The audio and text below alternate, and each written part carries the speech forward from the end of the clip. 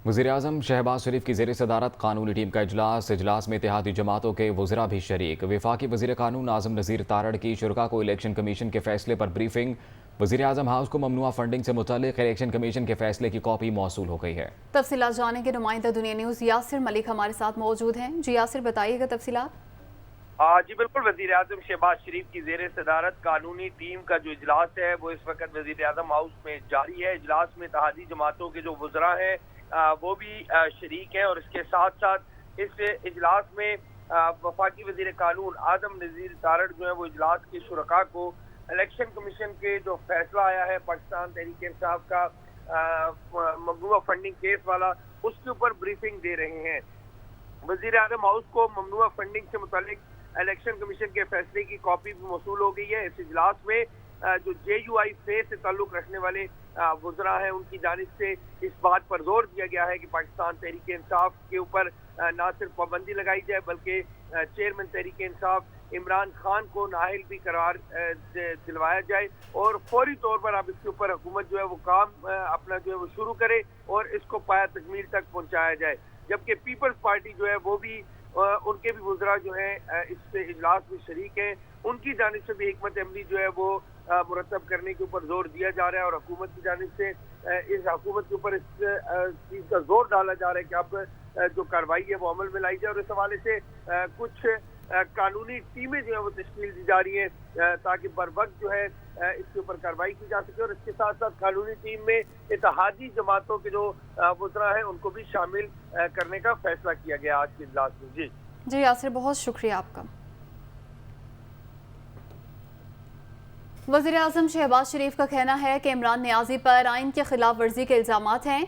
एक बार फिर साबित हुआ इमरान खान मुस्तद्दी का झूठा है। अपने ट्विटर पैगाम में वज़ीर-ए-आज़म शहबाज शरीफ ने मजीद कहा कि इमरान खान पर झूठे हल्फनामे जमा कराने और गैर मुल्की रकम कबूल करने के इल्ज़ामात हैं।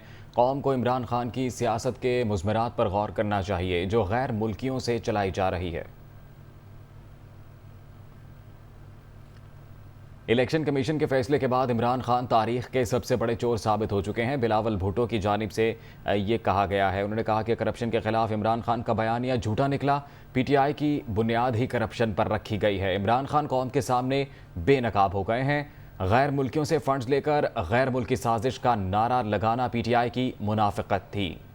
जो शख्स झूठा हल्फनामा इलेक्शन कमीशन को दे वो सादिक और अमीन नहीं हो सकता, ऐसा कहना है बिलावल भुट्टो जरदारी का। उन्होंने कहा कि इलेक्शन कमीशन के फैसले के बाद इमरान खान तारीख के सबसे बड़े चोर साबित हो चुके हैं। करप्शन के खिलाफ इमरान खान का बयानिया झूठा निकला। PTI की बुनियाद ही करप्शन पर रखी गई। इमरान खान कौम के सामने बेनकाब हो गए। साबिक वज़ीर आज़म नवाज शरीफ ने कहा है कि इमरान खान का मुल्की तारीख की सबसे बड़ी चोरी और डाका पकड़ा गया। वो गैर मुल्की एजेंडे पर काम कर रहा था। हुकूमत से कहूँगा कानून के मुताबिक कार्रवाई की जाए। नवाज शरीफ लंदन में मीडिया से गुफ्तगू कर रहे थे। दर्ज देता था पूरी कौम को कि मैं बड़ा दयानतदार हूँ और ईमानदार हूँ और मैं चोरी नहीं करता, बाकी सब चोर हैं, मैं बाकी सब डाकू हैं, मैं अकेला ही हूँ जो ना डाका मारता हूँ ना चोरी करता हूँ। आज सबसे बड़ा तारीख का डाका साबित हो गया इमरान खान का। सबसे बड़ी तारीख की चोरी साबित हो गई, सबसे बड़ी मनी लॉन्ड्रिंग साबित हो गई। चंद दिन पहले कहता था कि अगर थोड़ी सी मनी लॉन्ड्रिंग कर ली तो क्या हुआ, उसको पता था कि उसने बहुत बड़ी मनी लॉन्ड्रिंग की हुई है, इसलिए तो बार बार कहता था कि चीफ इलेक्शन कमिश्नर इस्तीफा दे, इस्तीफा दे, इस्तीफा दे। और एहतजाज की कॉल भी जुमेरात को रखी हुई है। पता था कि चोरी की हुई है, इमरान खान को अच्छा भला पता था, उसको नजर आ रहा था कि फैसले में सब कुछ आएगा। और आज दूध का दूध पानी का पानी हो गया है। तो जब गैर मुल्कियों से आप पैसा लेंगे तो फिर गैर मुल्की एजेंडा ही आप पाकिस्तान में नाफिज करेंगे ना। और उसका नतीजा आपने देख लिया कि पाकिस्तान की इकॉनमी तबाह, पाकिस्तान का मुआशरा तबाह, पाकिस्तान की सियासत तबाह करके रखती इस बंदे ने। और जोर अल्फाज में हुकूमत को कहूँगा इसमें किरदार अदा करें, इस फितने की फितनाबाजी शर्मगेजी को हम हमेशा के लिए ख़त्म करें। जो कानून और आइन के मुताबिक इसके खिलाफ एक्शन है वो फौरन लें। पीटीआई अरकान असम्बली के इस्तीफे मरहलावार मंजूरी के खिलाफ दरखास्त। इस्लामाबाद हाई कोर्ट के रजिस्ट्रार ऑफिस के पीटीआई दरखास्त पर एतराज़ात ख़त्म। रजिस्ट्रार ऑफिस के एतराज़ात ख़त्म होने के बाद केस पर कल दोबारा समाअत का इम्कान। पीटीआई ने अथॉरिटी लेटर जमा कराकर 123 मेंबरान को केस में फरीक बना दिया। तफसीलात जानने के नुमाइंदा दुनिया न्यूज़ आमिर सईद अब्बासी हमारे साथ मौजूद हैं। जी आमिर, बताइएगा इस हवाले से। असेंबली के जो इस्तीफे मरहलावार मंजूर किए जा रहे हैं स्पीकर कौमी असेंबली की जानिब से, उन पर इस्लामाबाद हाई कोर्ट के रजिस्ट्रार ऑफिस ने एतराज़ात आयद किए थे। आज पीटीआई की जो कानूनी टीम है उन्होंने वो तमाम एतराज़ात दूर कर दिए हैं और पीटीआई के जो तमाम 123 अरकान असेंबली हैं उन्हें फरीक बना दिया गया है। इसके अलावा जो अथॉरिटी लेटर जमा करवाने थे वो भी जमा करवा दिए गए हैं। अब रजिस्ट्रार ऑफिस ने एतराज़ात खत्म होने के बाद जो पीटीआई की दरखास्त है उस पर बाकायदा तौर पर नंबर अलॉट कर दिया है, रेड पिटीशन नंबर। अब कभी इम्कान है कि कल Islamabad high court justice Aamir Farooq इस केस की समाअत करेंगे और पीटीआई अरकान असेंबली जो ये चाहते हैं कि उनके तमाम के 123 जो अरकान असेंबली हैं उनके एक साथ में इस्तीफे मंजूर कर लिए जाएं और उन्हें डी नोटिफाई कर दिया जाए। इस बात का फैसला इस्लामाबाद हाई कोर्ट कल करेगी और इस्लामाबाद हाई कोर्ट के कायम मुकाम चीफ जस्टिस आमिर फारूक कल इस केस की समाअत करेंगे। इससे पहले 2 रोज कबल जब समाअत हुई तो उस पर रजिस्ट्रार ऑफिस की तरफ से एतराज़ात आयद किए गए थे कि 123 अरकान असेंबली जो हैं उन तमाम को फरीक बनाया जाए, क्योंकि ऐसा भी हो सकता है कि अगर अदालत फैसला कर दे तो कल इनमें से कोई एक फरीक ये ना कह दे कि उसने इस्तीफा नहीं दिया था या उसे सुने बगैर अदालत ने फैसला कर दिया। जिसके बाद आज पीटीआई की कानूनी टीम ने तमाम जो 123 अरकान असेंबली है उन्हें फरीक बना दिया है और अब इस्लामाबाद हाई कोर्ट कल इस दरखास्त की समाअत करेगी। जी आमिर, बहुत शुक्रिया आपका। पीटीआई रहनुमा फवाद चौधरी इस्लामाबाद में न्यूज़ कॉन्फ्रेंस कर रहे हैं। जो मुलाकात हुई पीडीएम के लीडरशिप की पेंडिंग केस से मुतल्लिक इलेक्शन कमीशन से, जिसके फ़ौरन बाद ये फ़ैसला जो है वो सुनाया गया। और दूसरी वजह ये थी कि उनको ये जो प्रोटेस्ट है जो कल इंशाल्लाह बहुत बड़ा प्रोटेस्ट होने जा रहा है इलेक्शन कमीशन को, इससे उनको जो है वो परेशानी लाहक हो गई। लिहाजा उन्होंने उजलत में फ़ैसला सुनाया और फ़ैसले भी 2 सुना दिए। एक फ़ैसला जो है वो हवाले किया गया मीडिया को और तमाम लोगों को, जिसमें आखिरी लाइन यानी रेफरेंस गवर्नमेंट को भिजवाए जाने का ज़िक्र नहीं था। और वो ज़िक्र क्यों नहीं था? वो ज़िक्र इसलिए नहीं था कि जो 2002 का पॉलिटिकल पार्टीज़ ऑर्डर है उसके तहत उस कानून के तहत ये कार्रवाई हो रही थी और उस कानून के तहत कोई इख्तियार नहीं है इलेक्शन कमीशन को कि वो रेफरेंस जो है वो भेजे हुकूमत को। 2017 के लॉ में ये पावर मौजूद है। लिहाजा जो वज़ीर कानून की ख्वाहिश के ऊपर इलेक्शन कमीशन ने अपना फ़ैसला तब्दील किया और पहले एक फ़ैसला दिया और उसके बाद दूसरे फ़ैसले में 1.5 लाइन ऐड करके उन्होंने वो अपनी वेबसाइट के ऊपर चढ़ा दिया। इसकी तस्दीक रात को मीडिया में भी हो गई और तमाम जो लोग इलेक्शन कमीशन को कवर करते हैं उनको भी मालूम है कि पहले फ़ैसला क्या दिया गया और फिर वेबसाइट के ऊपर तब्दील किया गया।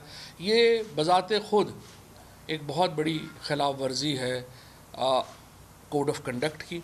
और इससे पहले जो इलेक्शन कमिश्नर और उनके मेंबरान ने मुलाकात की पीडीएम के लीडर्स के साथ और उनके साथ पेंडिंग केस के ऊपर डिस्कशन की, वो भी एक बहुत बड़ी वायलेशन है। आपको याद होगा कि चीफ जस्टिस साहब ने जब केस चल रहा था और बार के लीडर्स ने उनसे मुलाकात करने की कोशिश की तो चीफ जस्टिस ने कहा कि देखिए मैं पेंडिंग केस के ऊपर आपसे, हालांकि वो बार लीडर्स बरह रास्त उसमें फ्रीक भी नहीं थे, लेकिन चीफ जस्टिस पाकिस्तान ने कहा कि मैं पेंडिंग केस के ऊपर किसी तौर के ऊपर भी चैम्बर में डिस्कशन नहीं कर सकता, वो ओपन कोर्ट में होनी चाहिए। ये एक असूल है अदालती जो अमूर का। कभी भी आप पेंडिंग केसेस के ऊपर एक फ्रीक से अपने चैम्बर्स में मुलाकातें नहीं करते। एडमिनिस्ट्रेटिव मुलाकातें होती हैं, चैम्बर में मुलाकातें नहीं होती। लेकिन यहाँ पे उन्होंने मुलाकात की, बड़ी तफसील से डिस्कशन हुई, फिर कंक्लूजन्स हुए और फिर सुल्तान सिकंदर राजा साहब और उनकी टीम ने ये फ़ैसला सुनाया।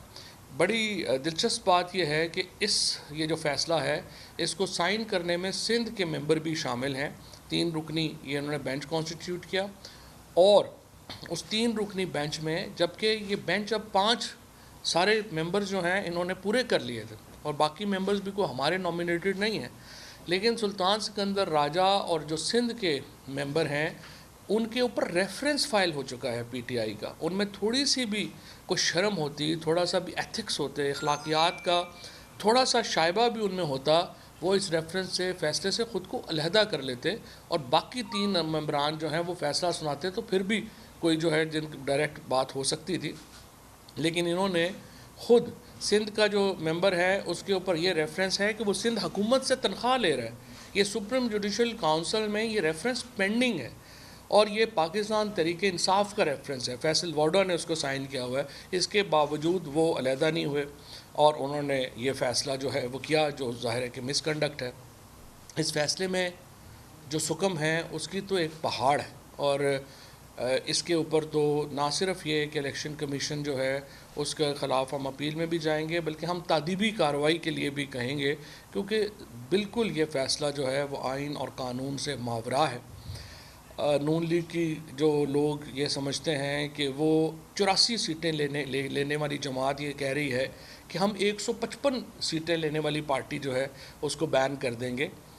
आप अपनी हैसियत के मुताबिक बात करें, जो आपका कद है उसके मुताबिक बात करें। इमरान खान और तहरीक इंसाफ को के ऊपर पाबंदी लगाना जो है वो आपके बस में नहीं है और इलेक्शनों से आप भाग रहे हैं। आप पूछें उनसे आप इलेक्शनों से क्यों भाग रहे हैं, सारे कहते हैं जी वो एक्चुअली अगर अभी इलेक्शन हुए तो इमरान खान जीत जाएगा, तो फिर आप मार्शल लॉ लगा लें मुल्क में, फिर आप कम्युनिस्ट पार्टी का सिस्टम बना लें। ये इसलिए इलेक्शनों से भागना कि हमें पता है कि इमरान खान जीत जाएगा, ये तो कोई जवाज़ नहीं है और ये तो अहमकाना बात है कि जिसके ज़रिए वो इलेक्शन से भाग रहे हैं। जो आइन का आर्टिकल 17(2) है वो रेगुलेट करता है सियासी जमात बनाने को, और इलेक्शन एक्ट 2017 का आर्टिकल 15 जो है वो पार्टीज़ को तहलील करने का तरीक़ाकार देता है। वफाकी हुकूमत के पास किसी किस्म का कोई इख्तियार है ही नहीं कि वो किसी पार्टी को तहलील कर सके, उसका सिंबल कर सके और या कुछ उसके ख़िलाफ़ इस तरह की कार्रवाई कर सके। हम अदालत में जा ही रहे हैं और हमें उम्मीद है कि अदालत से ये फ़ैसला जो है वो सेटिसाइड हो जाएगा। अब थोड़ा सा मैं आपको इस फ़ैसले में बताना चाहता हूँ। मुझे अफसोस ये है कि जो इलेक्शन कमीशन ने पीडीएम के एक टूल के तौर के ऊपर as a long arm of PDM उन्होंने एक्ट किया है और उसके नतीजे में ओवरसीज़ पाकिस्तानीज़ के ऊपर जिस किस्म का ये उन्होंने एक, मैं समझता हूँ कि एक कैंपेन शुरू कर दी है, वो बहुत ही नामुनासिब है। मिसाल के तौर के ऊपर मैं आपको सिर्फ कुछ मिसालें देना चाहता हूँ। इसमें 2 बातें इंपॉर्टेंट हैं। एक तो उन्होंने कहा कि जी आपको फॉरेन नेशनल्स ने जो है वो फंडिंग की, अब फॉरेन नेशनल्स की उन्होंने एक लिस्ट जो है वो यहाँ पे साथ लगाई है। लेकिन आपने क्या तरीका इख्तियार किया ये जानने के लिए कि ये जिनको आप फॉरेन नेशनल डिक्लेयर कर रहे हैं ये वाकई ही फॉरेन नेशनल हैं? क्या आपने पीटीआई को ये नोटिस दिया कि वो आए और आपको बता सके कि ये लोग जिन्होंने फ़ंड किया था ये पाकिस्तानी थे या पाकिस्तानी नहीं थे? आपने ऐसा कोई प्रोसेस इख्तियार नहीं किया, जिसके नतीजे में आपने बहुत सारे ओवरसीज़ पाकिस्तानीज़ को जो है वो डिक्लेयर कर दिया कि वो पाकिस्तानी नहीं है। मिसाल के तौर के ऊपर अगर आप देखें तो सीरीज़ नंबर 19 के ऊपर जो एक नाम है वो है बीनश फरीदी का। बीनश फरीदी जो हैं वो यूके की सिटीज़न हैं, पाकिस्तानी हैं। उन्होंने एक पूरा जो है वो कल अपनी एक वीडियो रिकॉर्ड कराई। उस वीडियो में उन्होंने कहा, इसी तरीके से खादम नबी हैं, इनका जो नाम है वो लिस्ट में है 13 नंबर के ऊपर। ये कहते हैं इलेक्शन कमीशन ने मेरी तरफ से पेपॉल के ज़रिए अदा की गई रकम को ममनू करार दिया है। 2013 में मेरी कंपनी का नाम नेक्स्ट पॉइंट कंप्यूटर था और ये उन्होंने साथ स्क्रीनशॉट भी किया। ये भी पाकिस्तानी है और इन्होंने भी $100 जो है वो अतिया जो है वो किया है। इसी तरीके से ये बाकी जो कंपनीज़ हैं उनके जो लोग हैं उन्होंने भी ये सारा दे दिया है। इसी तरह से एक बैरी श्नप्स एक कंपनी है, बैरी श्नप्स कंपनी के जो मालिक हैं उसका नाम मोहम्मद आसिफ है, वो मुरीदके के हैं, उन्होंने $500 जो है वो दिया है। ये तमाम जो लोग जिनके बारे में कहा गया कि ये फॉरेनर्स हैं और जिनके बारे में कहा गया कि ये दरअसल ये तो बड़ी ज़्यादती है कि ये पाकिस्तानी नहीं थे और इन्होंने जो है वो पैसे दे दिए। इसी तरीके से जो एक और नाम जो है, जो रीता सेठी जो हैं वो इंडियन नहीं है, वो अमेरिकन हैं और उनके जो हस्बैंड हैं उनका नाम नासिर हुसैन है। उन्होंने अपने जो जॉइंट अकाउंट था मियाँ बीवी का, उसमें से पैसे अदा किए। उनको भी जो है वो कहा गया है कि ये प्रोहिबिटेड फंडिंग जो है वो उसमें शामिल है। पहली बात तो ये है कि मैं ये समझता हूँ कि इलेक्शन कमीशन का जो तमाम जिसके ऊपर रिलायंस है वो एक इंतहाई कमज़ोर इन्वेस्टिगेशन उन्होंने की नहीं है। सुनी सुनाई बातों के ऊपर उन्होंने काम किया। इसके लिए कोई बड़ी बात नहीं थी, उन्हें सिर्फ हमें नोटिस देना था।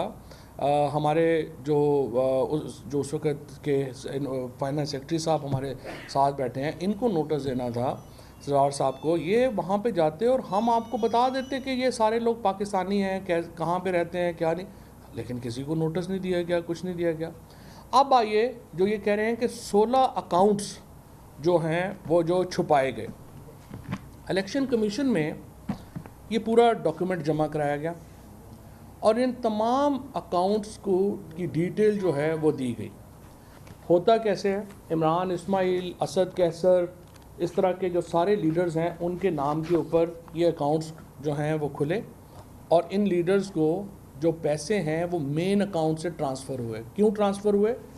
2012 में ये पैसे आए थे, 2013 में जनरल इलेक्शंस आ गए थे। जब जनरल इलेक्शन हुए तो इन्होंने जो मुख्तलिफ़ इलाक़ों के अंदर जो पार्टी ने ख़र्चा करना था उसके लिए सब्सिडरी अकाउंट्स क्रिएट किए। जो अकाउंटिंग का फार्मूला है, जो अकाउंटेंट्स जिस तरह से जो करते हैं वो डबल काउंटिंग नहीं करते। मिसाल के तौर के ऊपर अगर 5 लाख रुपया मेरे मेन अकाउंट में है और वो 5 लाख रुपया ए अकाउंट से बी अकाउंट में चला गया है, तो अकाउंटेंट बी अकाउंट की काउंटिंग नहीं करेंगे क्योंकि वो डबल हो जाएगा, 10 लाख हो जाएंगे, जबकि असल पैसा 5 लाख है। पैसा मेन अकाउंट में आया पीटीआई के, वो पैसा डिक्लेयर हो गया कि ये पैसा जो है वो मेन अकाउंट्स में आया है। अब उस अकाउंट से जो सब्सिडरी अकाउंट्स बने हैं उनमें जो पैसा चला गया है वो अकाउंटेंट इसलिए उसको शुमार नहीं करेगा कि अगर 1 अरब रुपया आया है और वही 1 अरब रुपया दूसरे अकाउंट में जाएगा वो तो 2 अरब बन जाएगा। तो अकाउंटिंग की जो एक समझिए कि जो तरीक़ाकार है वो ये है कि आप मेन अकाउंट कंसिडर करते हैं, सब्सिडरी अकाउंट्स जो हैं वो ऑटोमेटिकली चूँकि अकाउंट के साथ ही डिक्लेयर हो जाते हैं उनको आप नहीं करते। लिहाजा ये जो 16 अकाउंट्स थे, 16 के 16 अकाउंट्स जो हैं वो डिक्लेयर्ड हैं, उनमें किसी किस्म का जो है वो मामला नहीं है और हर तरह का जो पैसा है वो ऐसे नहीं है। जो पैसे जाते हैं जिन्होंने मनी लॉन्ड्रिंग करनी होती है वो पैसे अकाउंटों में नहीं लेके जाते, वो ऐसे लेके जाते हैं जैसे नवाज़ शरीफ साहब ने उसामा बिन लादेन से पैसे लिए थे, वो ऐसे पैसे लेते हैं जैसे अमेरिका से जरदारी साहब जो हैं उन्होंने पैसे लिए थे, वो बैगों में जाते हैं। फिर आपको अयान अली चाहिए होती है लॉन्ड्रिंग करने के लिए। आपको ये नहीं है कि आप देखें कि जिस लॉन्ड्रिंग के नतीजे में, जिसको ये लॉन्ड्रिंग कह रहे हैं, शौकत खानम बन जाए, नमल बन जाए, वो लॉन्ड्रिंग तो बड़ी पाकिस्तान के लिए बुरी है, और जिस लॉन्ड्रिंग के नतीजे में एवन फील्ड बन जाए वो सही है। ये तो इन लोगों का हाल है। लिहाजा जो अकाउंट्स थे वो सारे के सारे डिक्लेयर्ड थे, उनके अंदर जो पैसा रिकन्सिलिएशन हुई वो पूरे की पूरी इलेक्शन कमीशन के पास थी और इलेक्शन कमीशन ने ये रिटन रिकन्सिलिएशन और आर्गूमेंट्स दोनों अपने फैसले में जो रिटन दिए गए थे वो बिल्कुल माइनस ही कर दिए, उन्होंने शामिल करने की ज़रूरत ही महसूस नहीं की। इससे आप अंदाज़ा लगा सकते हैं कि इलेक्शन कमीशन की इखलाकी हालत इस वक्त जो है वो क्या है, और उन्होंने एक ऐसा फ़ैसला दिया जिसके ऊपर सबके सर जो है वो शर्म से झुक गए। अब आइए आरिफ नकवी की तरफ। पहली बात तो यह है कि मेरा ये ख्याल है कि जो पीटीआई का असल फेलियर है वो ये है कि 2011-12 में ये टाइम मशीन इन्वेंट नहीं कर सके। अगर 2011-12 में ये टाइम मशीन इन्वेंट हो रही होती और हमें बैठ के उसमें 2017-18 का पता चल जाता कि आरिफ नकवी ने एक केस में जो है वो इन्वॉल्व हो जाना है, तो शायद हम 2011-12 में उनके पैसे ना लेते। लेकिन इशू ये है कि 2011-12 में ऐसा कोई इशू नहीं था। इलेक्शन कमीशन ऑफ पाकिस्तान तो अमरीकी अदालतों से भी ज़्यादा तेज़ और विजनरी और तेज़ तरार साबित हुआ है। जो अभी तक आरफ नकवी के ऊपर अमेरिका में, लंदन में कहीं पे कोई चार्ज फ्रेम नहीं हुआ। हमारे इलेक्शन कमीशन ने उसको डिक्लेयर कर दिया है कि वो उसका जो है वो फ्रॉड है। कोई एविडेंस नहीं आई, कोई आरफ नकवी की स्टेटमेंट नहीं हुई, कोई उसका पता नहीं। एक पाकिस्तानी जो है, जो एक फाइनेंशियल वर्ल्ड में उसने अपना नाम कमाया है, हमारे इलेक्शन कमीशन को ये तकलीफ़ पता नहीं क्यों है कि वो अमेरिका का चूँकि इल्ज़ाम लगाया है, उन्होंने ख़ुद भी चार्जशीट नहीं किया, लेकिन इलेक्शन कमीशन को पड़ गई है कि किसी तरीके से हम जो है वो उसको एक्यूज़ जो है वो साबित कर दें। बहरहाल इसी स्टोरी में ये भी है कि आरफ नकवी ने $20 मिलियन जो हैं वो शरीफ फैमिली को ऑफ़र किए थे। हमें नहीं पता कि उसका क्या बना, कैसे वो क्या हुआ, लेकिन बहरहाल आरफ नकवी 2011-12 में उनके ऊपर कोई एक्विजिशन नहीं थी, कोई कुछ नहीं थी। उन्होंने जो पैसे वहाँ से भेजे वो लीगल पैसे थे, और वो पैसे जो हैं वो लीगल तरीके से पाकिस्तान में आए और लीगल तरीके से वो डिक्लेयर किए गए। उसमें कोई इलीगैलिटी नहीं है, कोई कुछ नहीं है। और ये बात दूसरी है कि देखिए, शौकत खानम हॉस्पिटल को हिस्सा 9 अरब रुपए मिले और 70 अरब रुपया शौकत खानम कैंसर के मरीज़ों के ऊपर ख़र्च कर चुका है। तो ये शौकत खानम के पास तो कोई ऐसा कंपनी या इन्वेस्टिगेशन नहीं है कि हम चेक कर सकें कि ये 70 अरब रुपया जिन लोगों ने दिया है, क्या वो उनका बैकग्राउंड क्या है, क्या वो जो है वो स्मगलर्स हैं, क्या वो जो है वो उन्होंने कैसे पैसे बनाए हैं, क्या किया है।